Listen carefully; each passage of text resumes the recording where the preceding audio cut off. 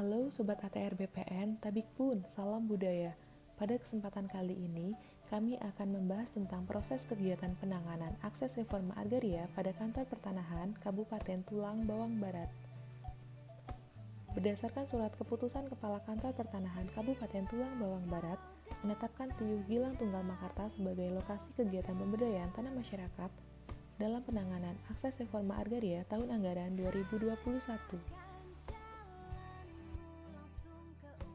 Tiuh Gilang Tunggal Makarta berada di Kecamatan Lambu Kibang, Kabupaten Tulang Bawang Barat.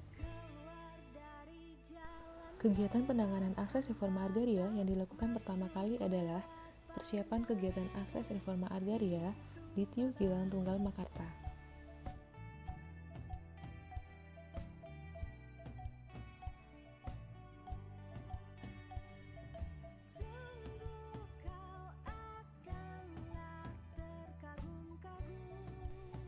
Setelah dilakukannya persiapan dengan pembentukan tim penanganan akses reforma agraria, kegiatan selanjutnya ialah pemetaan sosial. Pemetaan sosial dilakukan dengan inventarisasi dan identifikasi kondisi sosial ekonomi masyarakat guna untuk mengetahui potensi usaha yang dapat dikembangkan dengan potensi pendukung dan kendala yang ada di Tiuh Gilang Tunggal Makarta. Kegiatan yang selanjutnya ialah penyuluhan dalam rangka pengembangan program. Kegiatan ini dihadiri oleh Kepala Seksi Penataan dan Pemberdayaan Kantor Pertanahan Kabupaten Tulang Bawang Barat beserta field staff dan juga dihadiri oleh perwakilan dari instansi pendamping seperti Dinas Koprindak, Dinas Peternakan dan Kesehatan Hewan, dan juga perwakilan dari Bank BRI Kantor Cabang Kabupaten Tulang Bawang Barat. Hasil yang diharapkan dari kegiatan penyuluhan ini adalah meningkatnya pengetahuan dan pemahaman masyarakat dalam upaya membangun kegiatan usaha dalam bentuk kelompok atau kegiatan usaha di masyarakat. Kegiatan selanjutnya adalah penetapan model pemberdayaan. Model pemberdayaan yang dipilih adalah pemberdayaan tanah masyarakat berbasis kemitraan atau partnership. Kegiatan yang selanjutnya ialah pendampingan. Berdasarkan hasil dari pemetaan sosial yang dilakukan, berdasarkan identifikasi kondisi sosial ekonomi masyarakat, potensi yang didapat di Tiuh Gilang Tunggal Makarta ialah ternak sapi. Dengan ketersediaan pakan rumput yang melimpah, sangat menjamin untuk memenuhi pakan ternak sapi yang ada. Pendampingan ini dilakukan guna untuk mengembangkan potensi yang terdapat di Tiuh Gilang Tunggal Makarta. Pendampingan dilakukan oleh Dinas Peternakan dan Kesehatan Hewan Kabupaten Tulang Bawang Barat serta Dinas Koprindak. Pendampingan ini dilakukan untuk mengetahui kondisi ternak sapi. Setelah dilakukannya pendampingan, masyarakat sangat mengharapkan adanya kelompok peternak dan juga masyarakat mengharapkan adanya kerjasama atau kemitraan untuk mempermudah penjualan hewan ternak. Kegiatan yang selanjutnya ialah Kepala Seksi Penataan dan Pemberdayaan Kantor Pertanahan Kabupaten Tulang Bawang Barat beserta field staff berkunjung ke PT GGLC Lampung untuk menindaklanjuti model pemberdayaan tanah masyarakat yang berbasis kemitraan. PT GGLC atau Great Giant Livestock merupakan anak perusahaan dari PT Great Giant Pineapple yang mendirikan peternakan sapi, baik sapi potong ataupun sapi perah. Selama ini, limbah selalu menjadi masalah di bidang industri. Masalah limbah ini juga dirasakan oleh PT Great Giant Livestock atau GGLC Provinsi Lampung yang terkenal sebagai industri nanas terbesar di Indonesia. Atas dasar inilah PT GGLC Lampung mulai mencari jalan keluar atas masalah limbahnya. PT Great Giant Pineapple tidak hanya memiliki industri nanas, tetapi juga memiliki industri perkebunan singkong dan tapioka. Hal tersebut membuat mereka mengalami masalah dalam pengelolaan limbah yang sangat banyak. Sampai akhirnya, mereka menemukan fakta bahwa kulit nanas, singkong, dan tapioka bisa dimanfaatkan sebagai pakan ternak. Mereka pun mendirikan peternakan sapi yang terdiri dari sapi potong dan sapi perah. Berikut ini adalah penjelasan mengenai kemitraan yang akan disampaikan oleh PPL dari PT GGLC Lampung dan juga penjelasan pemanfaatan limbah yang akan disampaikan oleh Bapak Direktur PT GGLC, Bapak Willy Sugiono. Kalau sistem ini sama GGLC itu kita diprogram kontrak berapa bulan gitu, Pak. Contohnya gini, kita beli bakalan itu harganya berapa? Bakalan itu. Kemudian pakannya itu 1 ekor, itu biasanya tergantung berat badannya.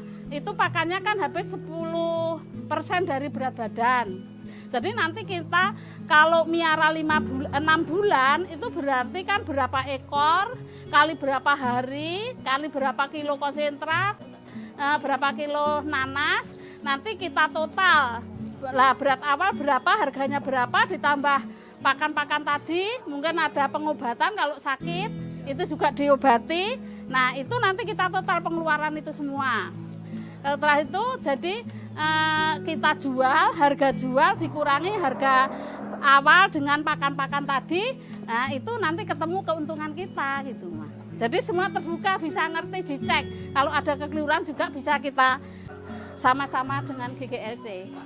Kalau awalnya itu saya cuma punya 2 ekor, sekarang ya ada 90-an ini. Jadi 1 hari itu sekarang kita panen nanas segar untuk diproses itu 2.500 ton. Nah, 15%-nya itu adalah waste, limbah. Jadi kurang lebih sekitar 250 ton per hari limbah. Nah, perusahaan memikirkan kalau harus membangun waste treatment unit untuk 250 ton per hari itu kan bukan investasi yang murah, mahal. Karena itu kita mencarikan jalan keluar. Limbah ini kita makankan ke sapi untuk digemukkan. Jadi sebetulnya Great Giant Livestock ini lain dengan feedlotter yang lain. Jadi kalau orientasinya feedlotter yang lain dengan GGL ini, kalau GGL ini adalah lebih spesifik, sebetulnya GGL ini adalah waste treatment unit dari PT Great Giant Pineapple. Pengolahan limbahnya Great Giant Pineapple lah gitu. Nah ini kita makankan kepada sapi, karena itu kita punya 250 ton, karena gitu waktu kita mengapply minta jumlah sapi ke pemerintah ya kita sesuaikan dengan kemampuan pakan yang kita miliki.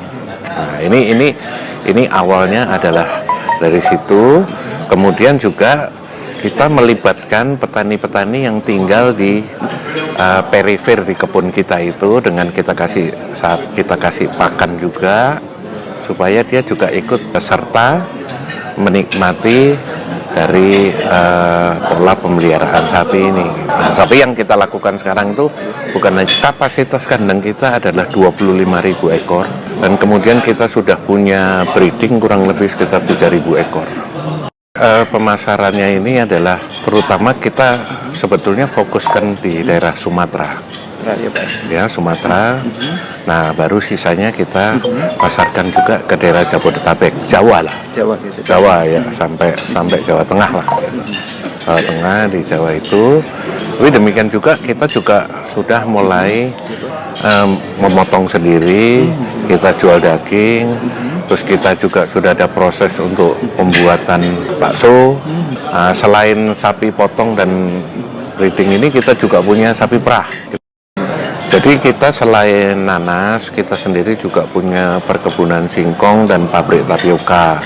Itu ada limbah yang namanya onggoh. Jadi kita dari 25.000 kapasitas kandang itu, manure yang dihasilkan, kita sudah kerjasama dengan ITB, itu bisa menghasilkan tenaga listrik sekitar 5 megawatt. Ini yang nanti kita akan usahakan dengan ITB Bandung, sehingga nanti manure-nya dibuat jadi listrik. Nah, solid materialnya sisanya kita kembalikan lagi ke kebun untuk memperbaiki struktur tanah.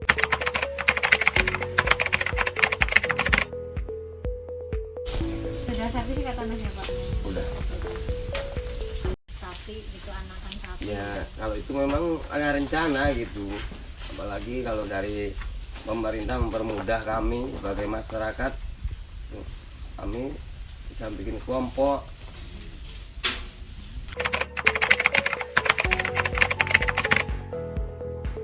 Kotoran di sini itu masih gimana ya, manual semua.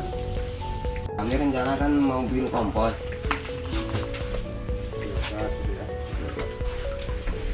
Makanya itu kan dibikinin tempat kotoran nggak bakal lari kemana-mana. Iya.